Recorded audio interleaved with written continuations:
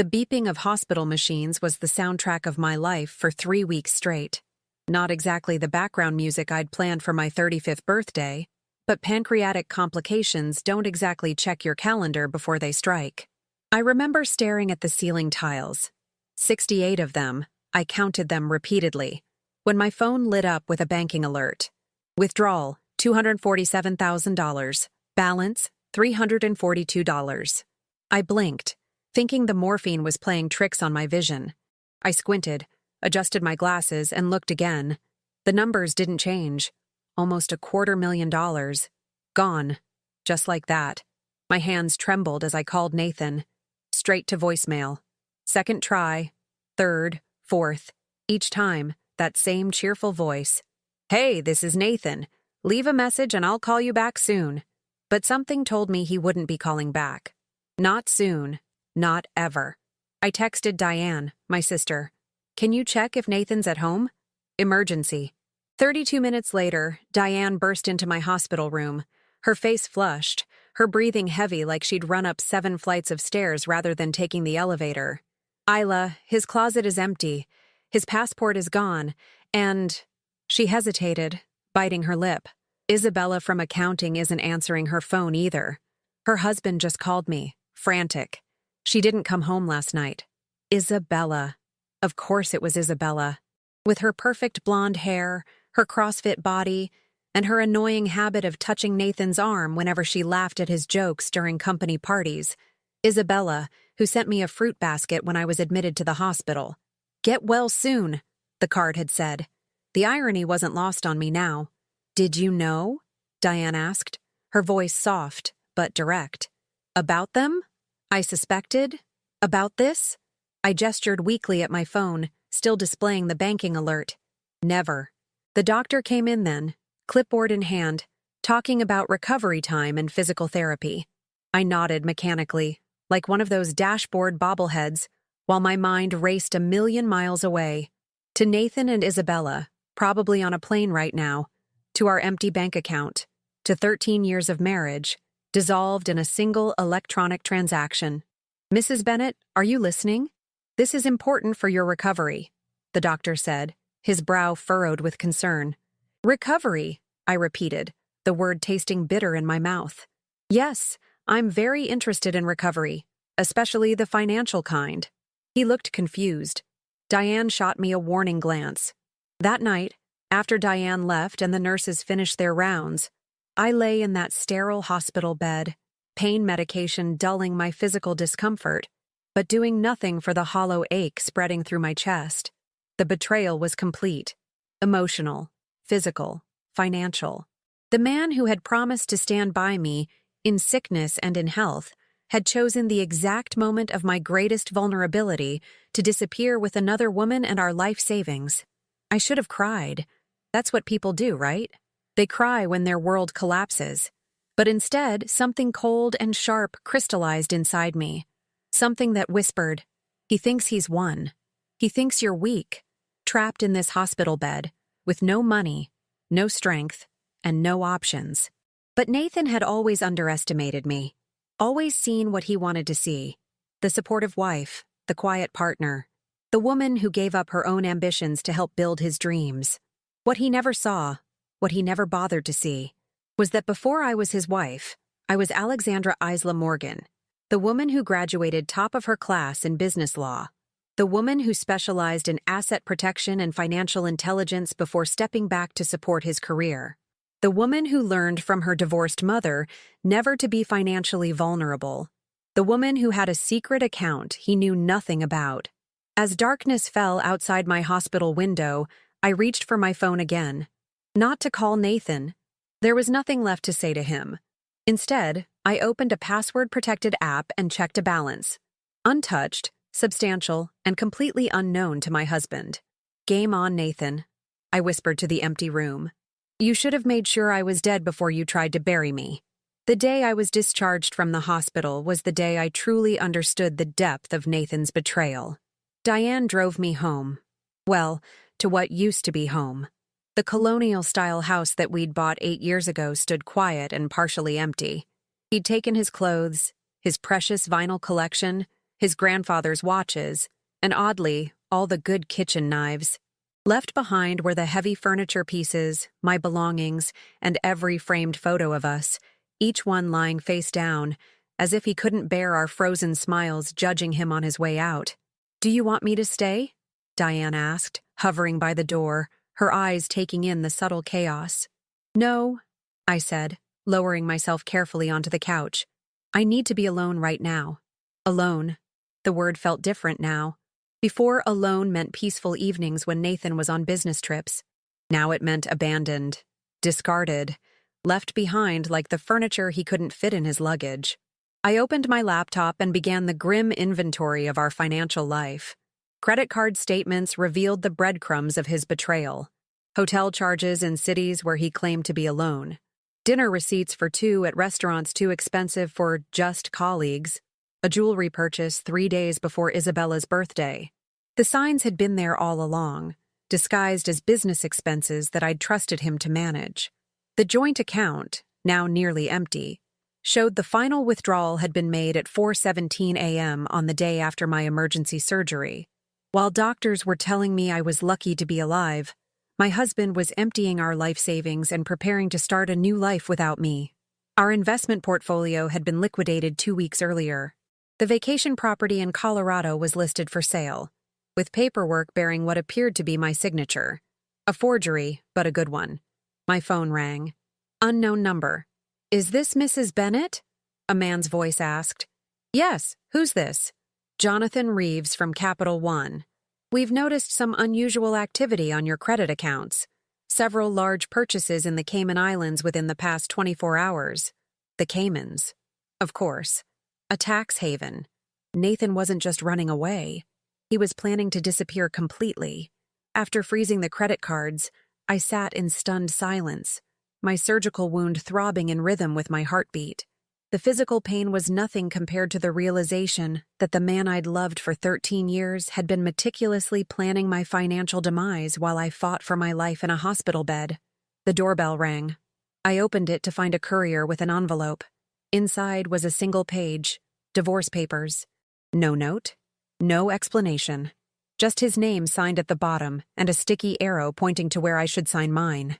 My phone pinged with an email notification. From Nathan. "Isla, I know this comes as a shock, but we both know our marriage has been over for years. We've been living separate lives, just going through the motions. Isabella and I have found something real. I didn't plan for it to happen, but sometimes life takes unexpected turns. I've taken my share of our assets to start over. The house is yours. It's the least I can do. Please sign the papers. It's better this way. N. My share? My share. The house had a mortgage that was now underwater after the market downturn. The property taxes alone would be $12,000 next month. He hadn't left me my share.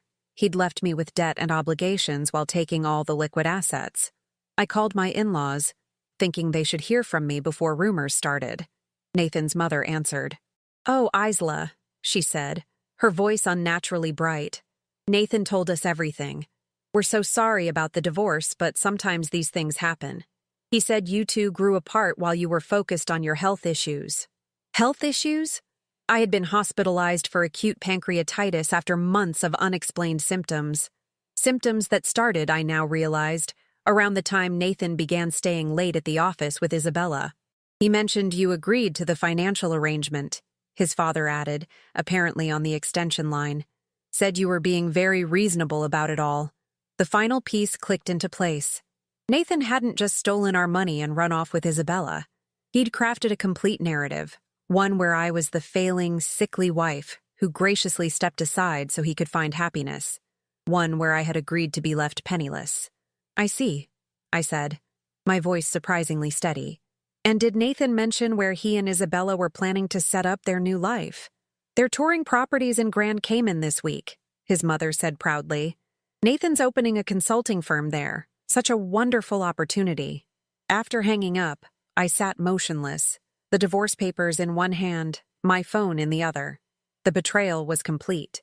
He had rewritten our entire history, poisoned my relationship with his family, and set me up as the villain or pitiful ex-wife in his heroic journey to new love. I gave everything to him, I whispered to the empty room, and he discarded me like nothing.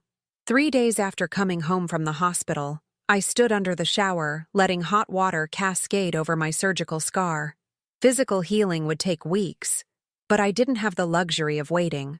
My mind was already plotting, calculating, preparing. Most people, when betrayed, react from emotion. They scream, they cry, they beg, they threaten. But emotion wouldn't get back my money or my dignity. Strategy would. I dressed carefully in the most professional outfit that fit my still swollen body and drove to a small office building downtown. The sign on the door read, "Mackenzie Forbes, Private Investigator." "You look like hell," said Mackenzie, my college roommate turned PI, as I eased into the chair across from her desk. "Feel worse," I admitted. "But I need your help." I laid out everything. The affair, the theft, the manipulation. Mackenzie took notes, her expression darkening. "The Caymans, huh? Classic. But he made mistakes, Isla.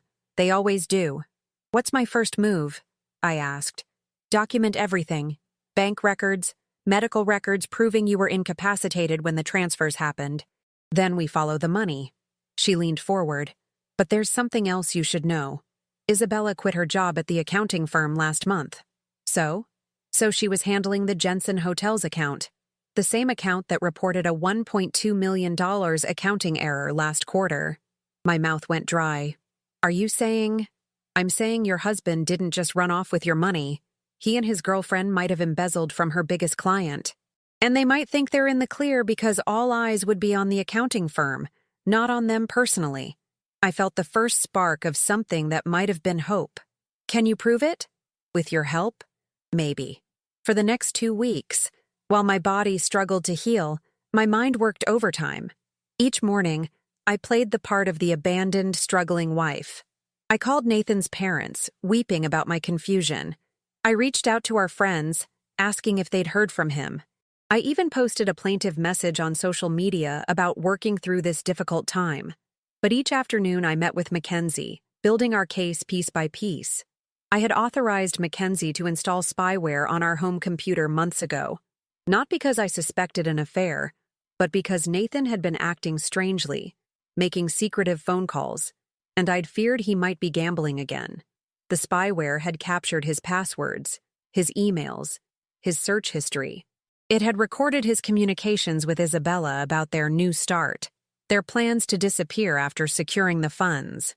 Most importantly, it had captured evidence of their scheme to systematically drain the Jensen Hotels account, disguising the theft as accounting errors spread across multiple properties. Meanwhile, I made an appointment with Victor Zhang, a ruthless divorce attorney known for handling high-profile cases. When I walked into his office, he looked skeptical. "Mrs. Bennett, my retainer is $25,000. From what you've told me about your financial situation." I slid a certified check across his desk. His eyebrows rose. "I have resources my husband doesn't know about," I said simply. Victor smiled. "Tell me everything." What Nathan never knew, what I'd never had reason to tell him, was that when my grandmother died 5 years ago, she left me a significant inheritance. Not life-changing millions, but enough. Enough that I'd opened a separate account, one that required in-person verification for any withdrawals. An old-fashioned safety net that couldn't be accessed online or by phone. "My grandmother grew up during the Depression," I explained to Victor. "She never trusted banks completely and taught me to always keep something in reserve. 'Men come and go,' she used to say, 'but a woman needs her own money.'" Victor nodded. "Smart woman. Now, about these Cayman properties they're viewing." "I have the listing details," I said, sliding over printouts Mackenzie had obtained, "and their hotel reservations, flight information, and a recording of Isabella discussing their plans to set up residency to avoid extradition." Victor stared at me. "Mrs. Bennett, most of my clients come to me broken and unprepared. You're neither." "I was broken," I admitted. "For about 6 hours. Then I got angry, and now I'm just focused." That night, I received a text from an unknown number. "You look better than expected for someone just out of the hospital. Love the blue dress you wore to the lawyer's office today. N." He was having me watched. Good. Let him think I was just meeting with a divorce attorney, making predictable moves. Let him underestimate me one more time. I texted back, "We need to talk about the divorce terms." His reply came quickly, "Nothing to discuss. Sign the papers. Any attempt to fight me will cost more than you have left." I smiled at my phone. Nathan thought he knew exactly what I had left. He had calculated everything, except the possibility that I had always been 10 steps ahead of him. On what would have been our 14th wedding anniversary, I boarded a flight to Grand Cayman. Not for nostalgia or confrontation, but because timing in warfare is everything. Nathan and Isabella had been on the island for 3 weeks, living in luxury at the Ritz-Carlton while shopping for villas. According to Mackenzie's sources, they were finalizing the purchase of a $3.2 million beachfront property the next day, using a shell company they'd established with my money and the embezzled funds. The humid Caribbean air hit me like a wall as I exited the airport. My surgical scar still pulled uncomfortably when I moved too quickly, a physical reminder of what had been taken from me. But today wasn't about pain. Today was about justice. I checked into a small hotel on the opposite side of the island from Nathan's luxury resort. No need to announce my presence just yet. Then I met with Calvin Bowers, a local attorney Victor had connected me with. "Everything is in place," Calvin confirmed, his British Cayman accent lending gravity to his words. "The banking commission has been briefed. The documentation is compelling. They're ready to move on your signal." "And Jensen Hotels?" "Their security team arrived yesterday. They're coordinating with local authorities." That evening, I donned a blonde wig, large sunglasses, and a flowing resort dress, anonymous tourist attire, and took a taxi to the restaurant where I knew Nathan and Isabella would be dining. Mackenzie's intelligence was flawless as usual. I sat at the bar, angled away from their table but with a perfect view in the mirror behind the bottles. They looked happy, tanned. Nathan had his hand on Isabella's, their fingers intertwined on the white tablecloth. They were celebrating something. Champagne flutes clinked as I watched in the reflection. My phone vibrated. "In position. M." I sent back a single word, "Now." What happened next unfolded like a choreographed ballet. Through the restaurant's open sides, I watched 3 dark SUVs pull up. Men in suits emerged, some in the sharp attire of financial crimes investigators, others with the unmistakable bearing of law enforcement. They entered calmly, professionally. No scene, no dramatics. Just a quiet approach to the table where my husband and his lover were savoring their lobster bisque. I couldn't hear the conversation, but I could see Nathan's face transition from confusion to shock to something like terror. Isabella began crying almost immediately, her mascara tracking down her cheeks as she shook her head vehemently. Nathan looked around wildly as if searching for an escape route. His eyes swept past me without recognition. The blonde stranger at the bar, sipping a martini, merely part of the background to his unfolding nightmare. When they led Nathan and Isabella out in handcuffs, I paid my bill and walked to the beach. The moon cast a silver path across the dark water. For the first time in months, I took a deep breath without pain. My phone rang. It was Mackenzie. "It's done," she said without preamble. "Financial Crimes has frozen all their accounts. The evidence was overwhelming. Jensen Hotels is pressing charges for the full $1.2 million, and get this, the Cayman authorities found 3 more shell companies. This wasn't their first rodeo." "What about our money?" I asked, my toes digging into the cool sand. "Already in process. The judge was particularly moved by the hospital records showing the funds were taken while you were in critical condition. The accounts should be unfrozen and returned to your control within 48 hours. The next morning, I walked into the police station where Nathan was being held pending transfer back to the United States. I had discarded the wig, but kept the sunglasses. Some moments deserve a dramatic reveal. Nathan's face when I removed those glasses was worth every cent I'd paid Mackenzie. "Surprise," I said softly. "Isla," he whispered, his face ashen. "How did you find out? Follow the money? Get here?" So many questions, Nathan. Too bad you never bothered to ask them before. Like, I wonder if my wife noticed the missing Jensen Hotels funds. Or, I wonder if my wife has evidence of all our conversations about defrauding her and the company. You don't understand. he began, desperation in his eyes. Isabella and I. Save it. I cut him off. Isabella turned on you an hour after processing. Apparently she claims the embezzlement was all your idea, that you manipulated her, that she was afraid of you. His face crumpled. She's lying. We planned everything together. I smiled. I know, and I have recordings to prove it.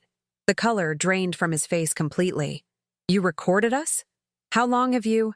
Long enough, Nathan. Since you started staying out late. Since you started hiding your phone. I didn't know what I was looking for then. Gambling, drinking, affairs, it didn't matter. What mattered was that I knew something was wrong. And unlike you, I believe in protecting what's mine. I stood to leave, then paused. Oh, and those divorce papers? I had Victor draft new ones. You'll be served this afternoon. I don't think you'll find the terms favorable, but given the circumstances, they're remarkably generous. I'd sign them if I were you. It's the least of your problems now. As I walked away, he called after me. I'll fight this, all of it. You can't prove intent. I turned back one last time. But I can prove opportunity, motive. I can prove you accessed accounts while I was under anesthesia. And most damning of all, I can prove you purchased one-way tickets before my unexpected medical emergency. His eyes widened. That's right, Nathan. The DA is very interested in whether my pancreatic issues were entirely natural or if they had help from something added to my evening tea. The tea you suddenly insisted on making for me every night, starting 3 months ago. I didn't know if he had poisoned me. The doctors had found nothing conclusive, but the fear in his eyes told its own story. Goodbye, Nathan. Enjoy prison. 2 years passed with the steady rhythm of healing. The physical scars faded faster than the emotional ones, but both eventually receded into background memories, present but no longer painful. Nathan received 8 years for financial fraud, with additional charges related to my suspicious illness, still pending as toxicology experts battled in court. Isabella testified against him for a reduced sentence of 3 years. The Jensen Hotel's money was mostly recovered, and my personal accounts were fully restored, with interest. I sold the colonial house. Too many shadows lingered there, and bought a modern apartment overlooking the city park. Clean lines, open spaces, huge windows that let in light from all directions. No hiding places for secrets or regrets. On warm evenings, I often sat on my balcony with Diane, sharing a bottle of wine and quiet conversation. She had been my rock through everything. The trials, the media attention, the days when getting out of bed seemed impossible. Have you heard from his parents? She asked one such evening. I shook my head. Not since the sentencing. I think they still believe I somehow framed their perfect son. Their loss, she said firmly. And what about the support group? Still going? The support group had been my salvation.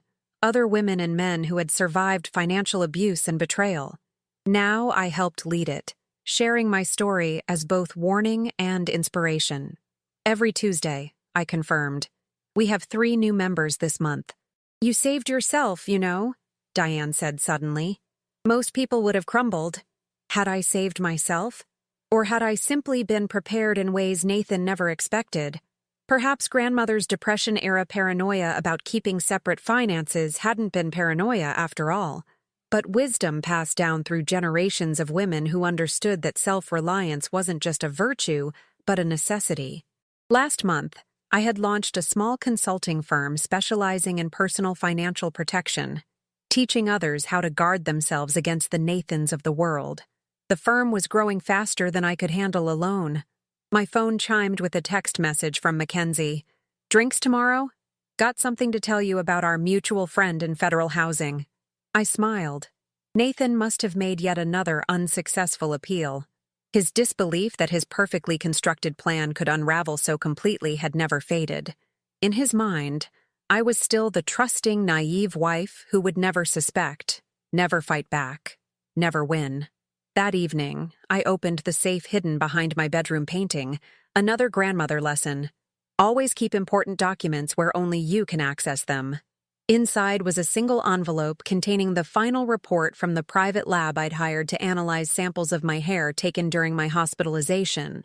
samples that showed elevated levels of compounds that had no business being in my system. I hadn't submitted this evidence to the prosecutor yet. Some days, I wondered if I ever would. Nathan was already serving time. The financial crimes had been enough. Did I need the satisfaction of additional charges? Or was it enough to know the truth myself? The truth was both simple and profound. He had underestimated me in every possible way, and in doing so, he had lost everything. I closed the safe, returned to my balcony, and watched the sunset paint the sky in brilliant oranges and pinks. Life wasn't perfect. Trust came harder now, but freedom, financial, emotional, physical, tasted sweeter than I ever could have imagined. He didn't just empty our account, I whispered to the fading light. He emptied himself of everything that mattered, and in losing everything, I found myself. I raised my glass to the horizon, to new beginnings, to the strength that comes from being broken open and rebuilding yourself. Not as you were, but as you were always.